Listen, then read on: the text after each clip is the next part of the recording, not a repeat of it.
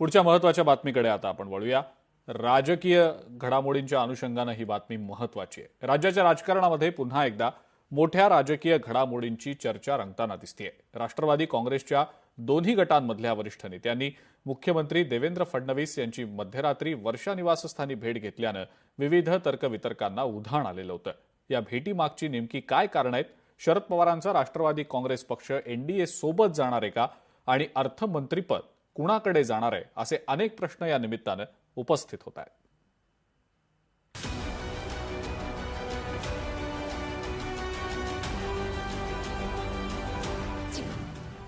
महाराष्ट्रात पुन्हा एकदा मोठ्या राजकीय घडामोडींची चर्चा। राष्ट्रवादीच्या दोनही गटातील वरिष्ठ नेत्यांच्या मुख्यमंत्र्यांशी भेटीगाठी। शरद पवारांचा राष्ट्रवादी काँग्रेस पक्ष एनडीए जाणार का?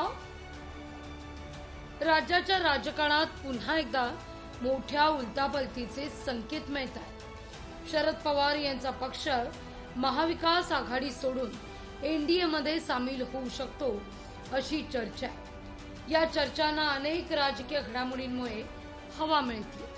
केंद्र सरकारच्या आगामी मतदारसंघ पुनर्रचना विधेयक 2026 आणि एक देश एक निवडणूक या मुद्द्यांवर शरद पवार यांचा पक्ष एनडीए सरकारला पाठिंबा देण्याच्या तयारीत आहे। त्याकरता सुप्रिया सुळे यांनी एनडीएकडे अटी शर्ती ठेवल्या। काश्मीर ते कन्याकुमारी पर्यंत प्रत्येक राज्यात 50% लोकसभेच्या जागा वाढल्या तरच सरकारच्या विधेयकाला पाठिंबा देणार असं सुप्रिया सुळे यांचं म्हणणं आहे। त्यांच्या या विधानामुळे आता राज्याच्या राजकारणात नव्या घडामोडी घडण्याच्या चर्चांना पुष्टी आहे। डीएमके पक्षाची माझं सविस्तर बोलणं झालेलं आहे आणि 50% सीट जर वाढणार असतील तर डीएमके याचा विचार करायला, मी हो म्हणलेले नाही, विचार करायला आपण सगळे इंडिया अलायन्समध्ये बसूया ही डीएमकेची लाईन मी स्वतः ऐकलेली।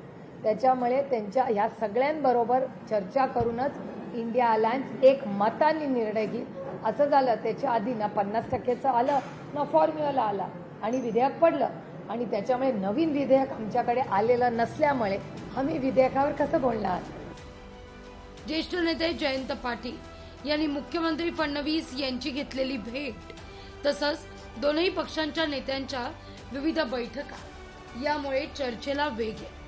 जयंत पाटील यांनी ही भेट नगर परिषदेच्या कामासंदर्भात अधिकृतपणे घेतल्याचं स्पष्ट आहे। अजित पवार यांच्या निधनानंतर अर्थ खात्याची जबाबदारी मुख्यमंत्री फडणवीस यांनी स्वतःकडे ठेवली।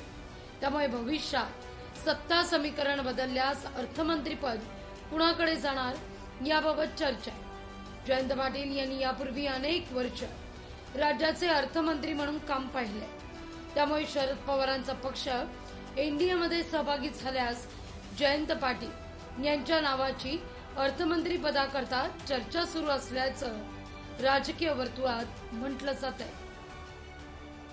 ईश्वरपूर आमचं शहर जे आहे त्याच्या नगराध्यक्ष पदाचा निर्णय हा चुकीचा झालाय एवढंच मला त्यांच्या कानावर घालायचं होतं आणि दुसरं कोणतंही काम नव्हतं। त्यामुळे माझ्याकडे कुठला कागदही नव्हता।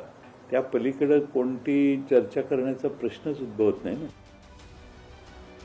खासदार सुप्रिया सुळे यांनीही या भेटीचे राजकीय अर्थ लावण्याचं कारण नसल्याचं म्हटलंय। ईश्वरपूर प्रकरण मुख्यमंत्र्यांच्या निदर्शनास आणून देण्याकरता जयंत पाटील गेले होते आणि त्याच वेळी इतर नेते भेटी करता आले असावेत असं त्या म्हणतात। त्यामुळे त्याचा भाजपला पाठिंबा देण्याच्या वृत्तांशी संबंध नसल्याचं सुप्रिया सुळे यांनी स्पष्ट केलंय। माननीय मुख्यमंत्र्यांना ते हे सांगायला गेले होते की राष्ट्रवादी काँग्रेस पक्ष शरदचंद्र पवार याचा नगराध्यक्ष, त्या नगराध्यक्षावर चुकीच्या पद्धतीने ऍक्शन घेतलेली आहे। जयंतराव तर ऑफिशियली गेले होते, गाडीने गेले, गाडीने आले।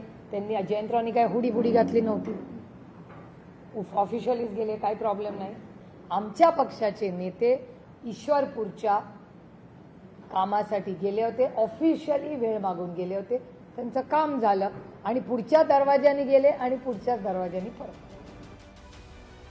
राष्ट्रवादी शरद पवार गटाच्या संभाव्य प्रवेशाला महायुतीमध्ये असलेल्या अजित पवार यांच्या राष्ट्रवादी काँग्रेसकडून विरोधी सूर लावल्याचं कळतंय। एकाच आघाडीत 2 गट आल्यास जागा वाटप आणि सत्तेच्या समीकरणात अडचणी येऊ शकतात असा आक्षेप अजित पवार यांच्या गटानं भाजपच्या केंद्रीय नेतृत्वाकडे नोंदवलाय। शरद पवार यांनी अद्याप स्वतः यावर कोणतीही अधिकृत भूमिका मांडलेली नाही, त्यामुळे त्यांचा पक्ष एनडीएमध्ये थेट सामील होणार नसला तरी संसदेतील काही विशिष्ट राष्ट्रीय महत्त्वाच्या विधेयकांवर ते सरकारला मुद्द्यांवर आधारित पाठिंबा देण्याची शक्यता नाकारता येत नाही। त्यामुळे आगामी मान्सून अधिवेशनादरम्यान या विषयावरील चित्र अधिक स्पष्ट होईल। उमेश करंजकर, लोकशाही मराठी, मुंबई। लोकशाही मराठी ऐका, पहा, जागरूक रहा।